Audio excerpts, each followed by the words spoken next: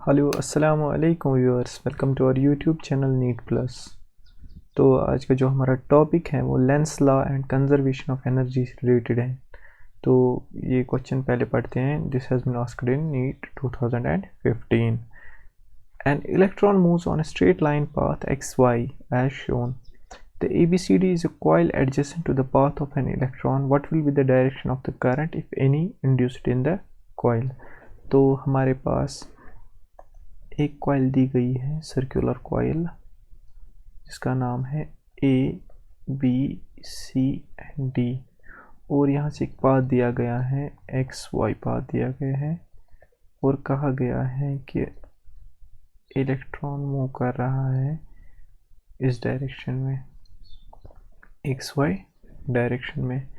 तो हमें बताना है कि इसमें करंट इंड्यूस होगी या नहीं होगी।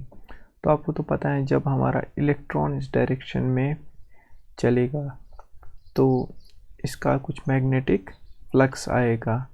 तो as per right hand thumb rule, magnetic flux अगर इस डायरेक्शन में जाएगा तो magnetic flux should be from नीचे से ऊपर आना चाहिए, दैट इज़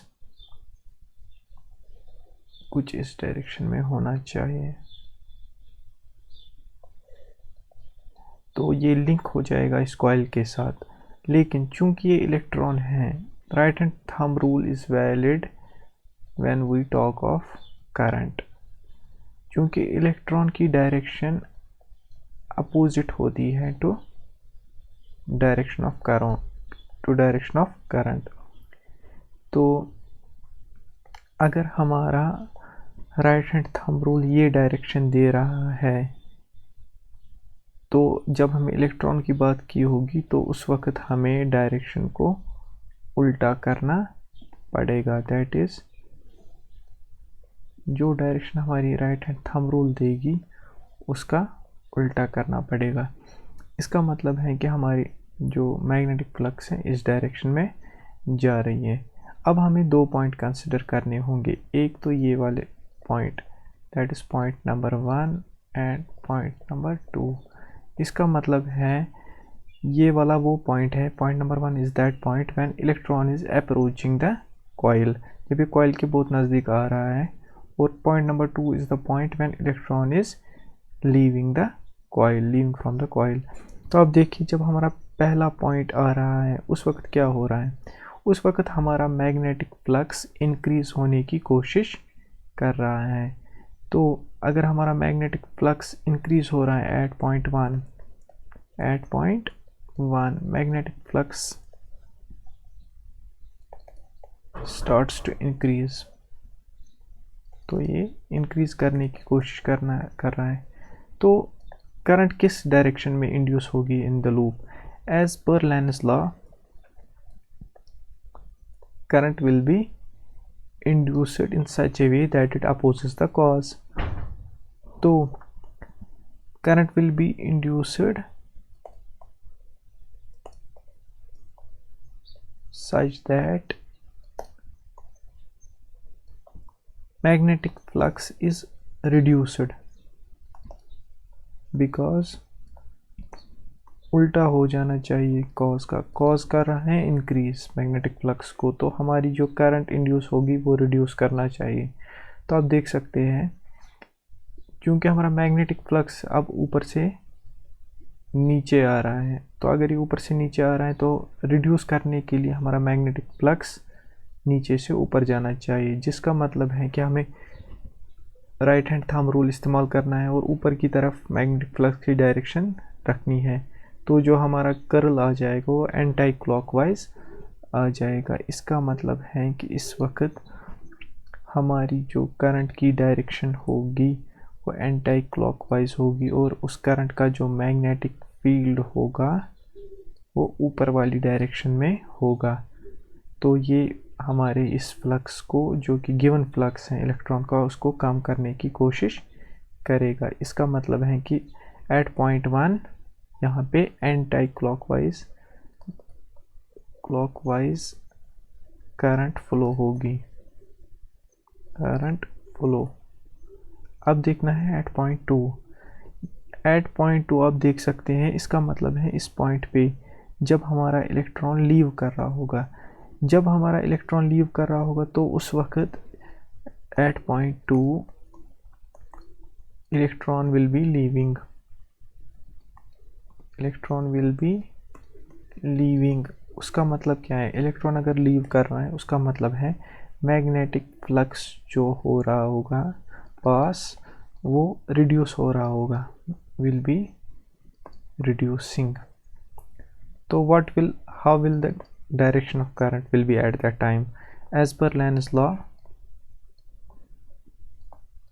क्योंकि वो अपोज करना चाहिए इफेक्ट को, उसका अपोजिट करना चाहिए। अगर ये रिड्यूस हो रहा है तो magnetic flux of induced current should be increasing, flux of induced current should be in such a direction such that the net flux should get increase। तो आप मुझे बताइए इंक्रीज होने के लिए कौन सी डायरेक्शन होनी चाहिए हमारे मैग्नेटिक फील्ड की। इंक्रीज होने के लिए सेम डायरेक्शन होनी चाहिए मैग्नेटिक फील्ड की जो हमारी फ्लक्स की है, इलेक्ट्रॉन फ्लक्स की जो मैग्नेटिक डायरेक्शन है वही होनी चाहिए, that is from above to below. उसका मतलब है कि डाउनवर्ड डायरेक्शन होनी चाहिए। और अगर हम डाउनवर्ड डायरेक्शन देखें तो अपना राइट हैंड को डाउनवर्ड रखेंगे और कर्ल देखेंगे वो क्लॉकवाइज आ जाएगा। इसका मतलब है इस वक्त हमारी जो करंट आ जाएगी वो क्लॉकवाइज आ जाएगी। इसका मतलब है at point 2 clockwise current will follow। तो इसका मतलब क्या है, इस क्वेश्चन का में हमने देखा कि when the electron is approaching the coil anti clockwise current flow होगी, क्योंकि जो हमारा मैग्नेटिक फ्लक्स पहले इंक्रीज हो रहा होगा, इंक्रीजिंग, और हमारी करंट इस डायरेक्शन में फ्लो होगी कि ये इसको अपोज करे, तो उस हिसाब से एंटी क्लॉकवाइज फ्लो होगी। At the point 2 when electron will be leaving, जब इलेक्ट्रॉन लीव कर रहा होगा उस वक्त फ्लक्स कम हो रहा होगा, दैट इज़ डिक्रीजिंग फ्लक्स। और एज पर लेंस लॉ हमारी करंट उस डायरेक्शन में फ्लो होगी such that the overall flux should get increased, तो उस वक्त हमारा क्लॉकवाइज आ रहा है।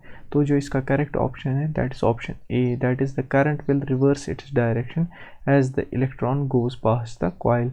जब हमारा इलेक्ट्रॉन पॉइंट 2 के अबो पास करेगा, इससे दूर चला जाएगा, तो हमारी करंट की डायरेक्शन चेंज हो जाएगी, that is anti to clock हो जाएगी। इसमें एक चीज़ ध्यान रखना है कि जो हमारा राइट हैंड थंब रूल देगा इलेक्ट्रॉन का जो मैग्नेटिक फ्लक्स देगा उसका अपोजिट आ जाएगा, क्योंकि right hand thumb rule always gives the direction when we talk of current, लेकिन इलेक्ट्रॉन की जो डायरेक्शन होती है वो opposite to the direction of current होती है, इसीलिए मैग्नेटिक फ्लक्स भी उसके अपोजिट आएगा। तो उसको ध्यान में रखना है और उसके बाद इस क्वेश्चन को अटेम्प्ट करना है। नेक्स्ट क्वेश्चन है इसके बाद, this has been asked in Odisha NEET 2019। क्या कहा गया है, मोशनल ईएमएफ के मुतल्लिक की क्वेश्चन है। मोशनल ईएमएफ का थोड़ा बहुत पहले मैं कंसेप्ट देता हूँ। जब भी कोई रॉड को अगर हम किसी भी मैग्नेटिक फील्ड में मूव कराए विद सम वेलोसिटी, अगर रॉड की लेंथ L है और मैग्नेटिक फील्ड उसके परपेंडिकुलर है, तो क्या होता है, इस रॉड में ईएमएफ जनरेट होता है और वो ईएमएफ बराबर होता है BLV, that is magnetic field into length into velocity. और जो ईएमएफ का जो ये पोलैरिटी होती है उसको डिटरमाइन करने के लिए एक शॉर्टकट में बोलता हूँ कि कैसे डिटरमाइन करें। हमें क्या करना है, जैसे हमें वेलोसिटी से we have to go from velocity to magnetic field, तो हमें राइट हैंड थंब रूल इस्तेमाल करना है वेलोसिटी टू मैग्नेटिक फील्ड, तो हमारी डायरेक्शन ऊपर की तरफ आ रही है। इसका मतलब है कि ऊपर वाला पॉजिटिव टर्मिनल बन जाएगा और नीचे वाला नेगेटिव टर्मिनल। तो ये मोशनल ईएमएफ का कंसेप्ट है, that is when we place conducting rod, and we give a motion to it, and an EMF will be generated in it, and the direction polarity of that induced EMF will be given by V cross B। हमें V cross B करना है, वहाँ से जो direction आ जाएगी वो हमारी EMF की पोलैरिटी देगी। इसके बाद जो क्वेश्चन पूछा गया है, अब हम इसको पढ़ते हैं। A cycle wheel of radius 0.5 meter is rotated with a constant angular velocity of 10 radian per second in a region of magnetic field of 0.1 Tesla, which is perpendicular to the plane of the wheel. The EMF generated between its center and the rim is। तो क्या कहा गया है इस question में? इस question में कहा गया है एक साइकिल व्हील दिया गया है जिसका आउटर सरफेस इसका रिम है और उसका सेंटर है। हमारे साइकिल में कुछ स्पोक्स होते हैं जो कि इस किस्म के होते हैं। तो क्या हो जाएगा, हमें दिया गया है कि ये मूव कर रहा है with angular velocity omega, that is equal to 10 radian per second, 10 radian per second. और दिया गया है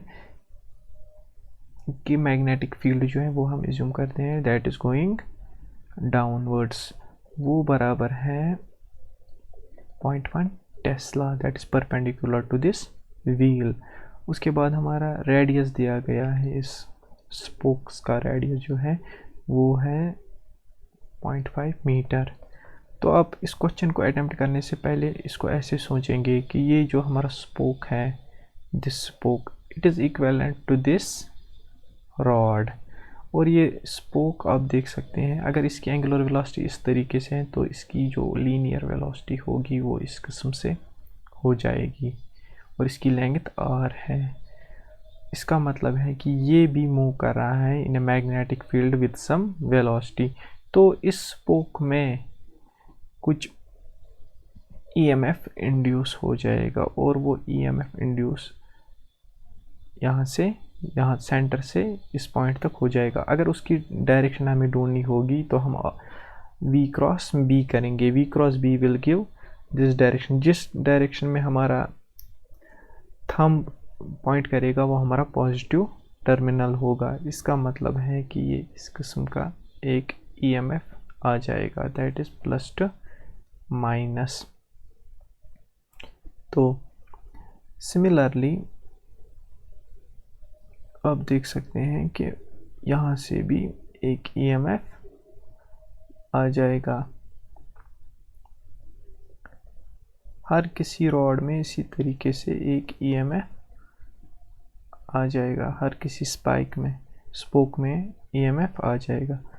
क्योंकि इन सब रॉड्स की जो लेंथ है वो कांस्टेंट है, और मैग्नेटिक फील्ड भी कांस्टेंट है, और वेलोसिटी भी कांस्टेंट है, तो ये सब EMF सेम होंगे जिनको हम E बोलेंगे। ये एक ऐसा पैटर्न बन गया, ये एक पैरेलल पैटर्न बन गया। आप देख सकते हैं ये पॉइंट सबका कॉमन है, और ये कंडक्टिंग रिम है जो कि सबका कांस्टेंट है। इसका मतलब है if there are n spoke अगर होंगे तो भी net EMF of polarity E अगर होंगे तो भी नेट EMF E ही रहेगा, because they all are in parallel. इसका मतलब है कि number of spokes does not matter. अब हमें क्या निकालना है, हमें E निकालना है। क्योंकि ये मैंने लीनियर मोशन के वक्त E is equal to BLV दिया था। अब जब हमारी रॉड किसी सपोर्ट, किसी हिंज पे कनेक्ट होगी और हमारी रॉड ओमेगा वेलोसिटी पे, एंगुलर वेलोसिटी पे मूव कर रही होगी, जिसकी लेंथ L होगी या R होगी, जिसकी लेंथ R होगी, तो इस रॉड में जो EMF इंड्यूस होता है वो किसके बराबर होता है? If it is rotating with angular velocity omega, वो बराबर होता है 1/2 B ओमेगा R स्क्वायर। और ये जो B होता है वो हमारा परपेंडिकुलर टू दिस रॉड होता है, तो इसका E होता है 1/2 B ओमेगा R स्क्वायर। तो यहाँ पे जो E बन गए हमारे स्पोक्स के, चूँकि वो सारे पैरेलल हो गए, तो हमारा EMF किसके बराबर आ जाएगा, इसी E के बराबर, that is 1/2 of B omega R square. This formula is general formula जब हम लीनियरली इसको मूव कराते हैं। जब एंगुलरली मूव कराते हैं तो हमारा EMF इसके बराबर आ जाता है 1/2 B ओमेगा R स्क्वायर। तो हम इसको पुट करेंगे 1/2, B का वैल्यू देखेंगे क्या है, B का वैल्यू है 0.1 टेस्ला, दैट इज़ 1/10। ओमेगा जो हमारा है, ओमेगा इज़ 10 रेडियन और R हमारा है 0.5, that is 1/2 times 1/2। This 10 and 10 will go and this is 1/8। 1/8 इसका आंसर है, दैट इज़ 1/8 वोल्ट। चूँकि हमारा आंसर डेसिमल में दिया है, हम 1 को 8 से डिवाइड करेंगे, that is 2.081 are 8, 82 are 16 and 85 are 40। तो जो इसका आंसर है दैट इज़ 0.125 वोल्ट्स। तो जो करेक्ट आंसर है इसका दैट इज़ ऑप्शन बी। तो इस क्वेश्चन में हमें क्या सीखने को मिला कि जब हमारी रॉड एंगुलरली रोटेट कर रही होगी तो उसका जो EMF बन जाएगा 1/2 B ओमेगा R स्क्वायर बन जाएगा। क्योंकि ये एक व्हील है, इसमें बहुत सारे स्पोक्स हैं जिनको हम रॉड मान सकते हैं, वो सब ओमेगा एंगुलर वेलोसिटी से रोटेट कर रहे हैं और उन सब में एक EMF E आ जाएगा। उनकी पोलैरिटी हम राइट हैंड थंब रूल से निकाल सकते हैं। जिस डायरेक्शन में हमारा थंब पॉइंट करेगा वो हमारी पॉजिटिव पोलैरिटी होगी। क्योंकि इसमें ऐसा सब टर्मिनल कॉमन आ जाते हैं, पॉजिटिव टर्मिनल और नेगेटिव टर्मिनल सब कॉमन आ जाए, तो ये एक पैरेलल कॉम्बिनेशन बन जाता है, पैरेलल कॉम्बिनेशन बन जाता है। और पैरेलल कॉम्बिनेशन में एक चीज़ ऐसा होता है कि अगर n EMFs भी लगे होते हैं तो net EMF always equal to E ही रहता है। तो वही बात यहाँ पर भी हो गई कि n number of spokes does not matter, कितने भी स्पोक्स हो तो भी EMF E के बराबर आ जाएगा, that is 1/2 of B omega R square. So the correct option is option B. इसके बाद एक नेक्स्ट क्वेश्चन है, I thought this is important so because it has been cancelled also, but इसमें थोड़ा सा कंसेप्ट दिया गया है तो इसको पहले पढ़ते हैं। Conducting square frame of side A and a long straight wire carrying current I are located in the same plane as shown in the figure.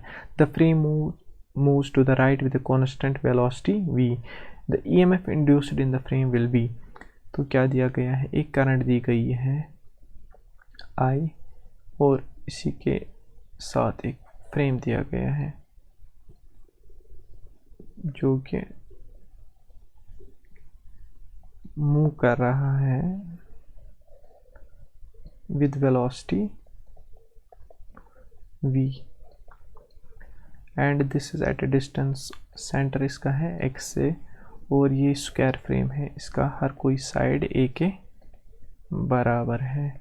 तो हमें क्या बोला गया है, यहाँ से करंट I फ्लो कर रही है, हमें इस फ्रेम में EMF देखना है और वो देखना है वो किसके प्रोपोर्शनल होगा। तो पहले अगर हम इस साइड की बात करें A, B, C और D, अब देख सकते हैं ये जो करंट हमारी है ये अपने इर्द गिर्द एक मैग्नेटिक फ्लक्स जनरेट करेगी जिसकी direction right hand thumb rule देगी, जो कि यहाँ से कहीं भी फ्लो हो रहा होगा ऐसे। तो जब ये A B से लिंक कर रहा होगा, A B साइड से लिंक कर रहा होगा, तो मैंने आपको बताया कि जब हमारा एक रॉड ऐसे मूव कर रही होगी with velocity v and length l, तो उसमें अगर magnetic field is in direction b तो उसमें कितना ये फ्लो हो जाएगा, EMF कितना उसमें जनरेट हो जाएगा, दैट विल बी BLV। तो अगर हम AB की बात करें, EMF induced in AB that will be equal to BL and V। हमारा B कितना आ जाएगा at this point, that will be equal to mu naught I by 2 pi times the distance. ये डिस्टेंस कितनी होगी यहाँ से लेकर यहाँ तक, अगर हम x से माइनस करें a/2 तो वो इतनी डिस्टेंस आ जाएगी। तो हम लिख सकते हैं x माइनस a/2, ये हमारा मैग्नेटिक फील्ड है एट दिस पॉइंट, इस पॉइंट पे, इतनी दूरी पे, दिस डिस्टेंस। तो ये हमारा b आ गया। हमारा जो l है इसकी लेंथ वो a के बराबर है क्योंकि स्क्वायर है, और v इज़ v जो हमारा मूव कर रहा है। अब इसके बाद और 3 साइड बचे हैं जिन पे हमें EMF देखना है। देखिए EMF इन और BC पे जो EMF होगा वो 0 होगा, क्योंकि जिस डायरेक्शन में हमारी लेंथ है फॉर एग्जांपल उसी डायरेक्शन में मूव कर रहा है ये। तो अगर ऐसा केस होगा तो उसमें EMF induced will be 0, because जो हमारी रॉड होती हैं अगर ऐसी होती और वेलोसिटी इस किस्म से होती तो हमारे इलेक्ट्रॉन मूव कर जाते नीचे की डायरेक्शन, और ऊपर वाला डायरेक्शन प्लस बन जाता पोलैरिटी और नीचे वाली नेगेटिव बन जाती। क्योंकि इसमें इस रॉड में जो डायरेक्शन दी गई है, मतलब ओरिएंटेशन दी गई है रॉड की, उसमें इलेक्ट्रॉन ऊपर से नीचे मूव नहीं कर सकता। तो चूंकि वो नहीं कर सकता मूव, तो पोलैरिटी भी नहीं आ जाएगी।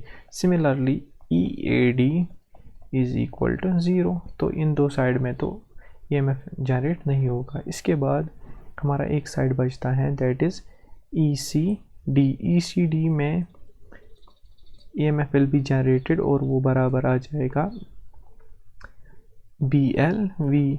तो पहले हमें इस पॉइंट का देखना है कि इधर B क्या होगा, वो भी हो जाएगा म्यू नॉट I/2 पाई टाइम्स डिस्टेंस। ये डिस्टेंस क्या हम बोल सकते हैं, यहाँ से लेके यहाँ तक की distance plus this distance, that is x plus a/2।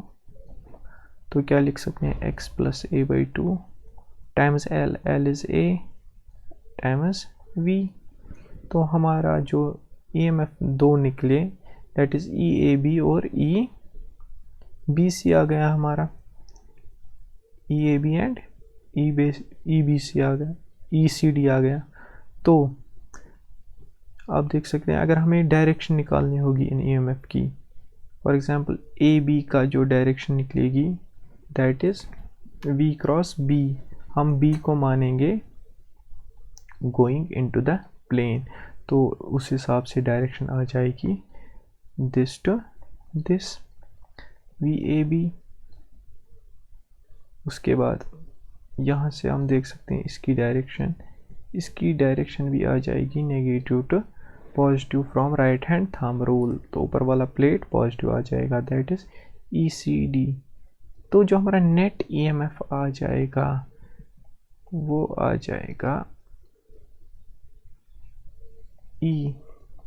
वो आ जाएगा EAB माइनस ECD। तो EAB हमें पता है म्यू नॉट I/2 पाई x minus a/2 times AV minus mu naught I/2 पाई x plus a/2 times AV। तो हमें क्या बताना है इस क्वेश्चन में, इसमें बताना है हमें net EMF induced in the frame will be proportional to, तो प्रोपोर्शनैलिटी देखनी है हमें, क्योंकि म्यू कांस्टेंट है, I कांस्टेंट है, 2 पाई कांस्टेंट है, A कांस्टेंट है, V कांस्टेंट है। तो जो वेरी कर रहा है वो खाली डिस्टेंस वेरी कर रही है।